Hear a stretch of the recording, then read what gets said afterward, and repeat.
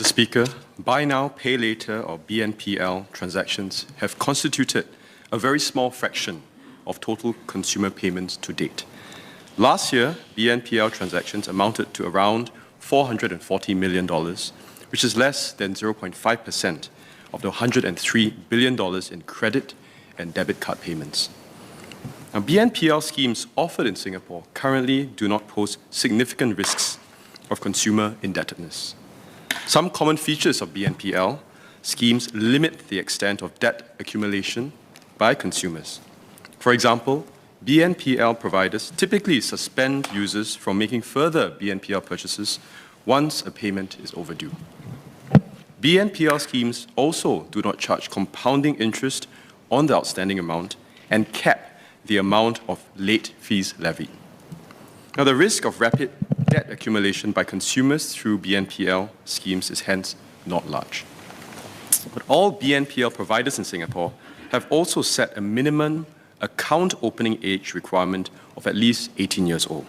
In fact, those who are 25 years old or older account for more than 85% of BNPL users here and more than 90% of total BNPL transaction values. MAS is nonetheless closely monitoring the BNPL sector, as such borrowings have the potential to grow rapidly. We are studying the experience of other countries where BNPL schemes have taken off more strongly. For now, MAS has assessed that effective industry self-regulation through an industry code should adequately mitigate the risks in the BNPL sector. Under MAS's guidance, the Singapore FinTech Association has launched a BNPL working group to develop a code of conduct for all BNPL providers.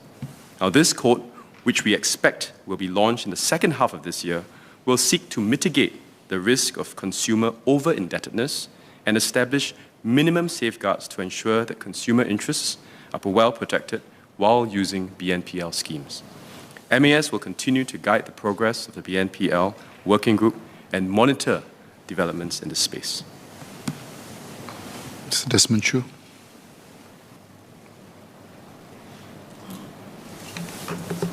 Mr. Speaker, I have two supplementary questions for the MOS. BNPL are essentially unsecured loans. The lender can purchase across multiple shopping sites and use multiple BNPL facilities provided by different providers. Should there be a limit to how much a person can utilize such facilities? Now, BNPL also has the propensity to encourage spending beyond one's means, especially because BNPL payments are charged to a buyer's credit card, so there is double leverage. Now, can MAS consider making credit worthiness checks on BNPLs as what he has been doing for credit cards? Thank you.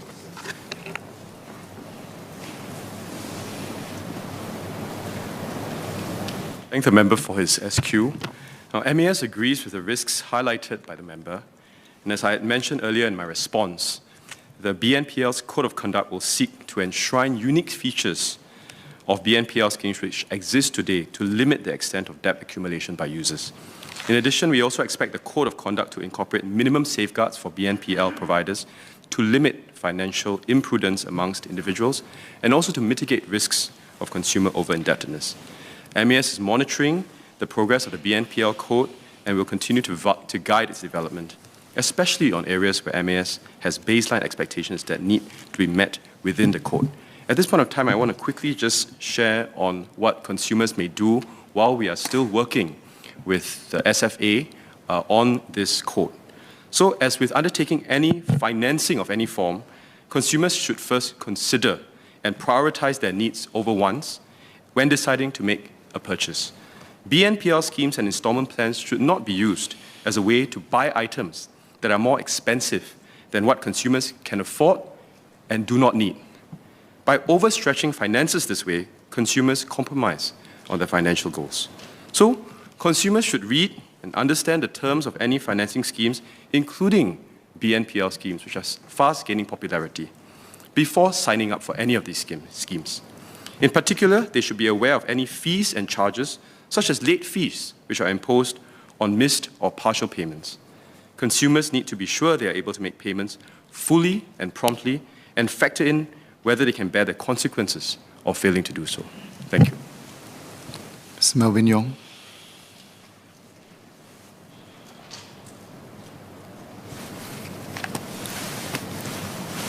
I thank the MOS for his reply. I have one supplementary question.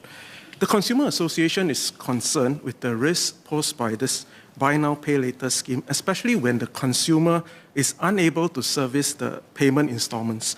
So while I can understand that the government needs time to study the evolving buy now, pay later landscape and consider its regulatory approach, I would like to ask, will the MES consider including advertising curbs in the proposed code that is studying right now, similar to that is imposed on cryptocurrency? This is so to prevent buy now, pay later schemes from preying on impressionable youths. I thank the member for his question. I think it's a very important point.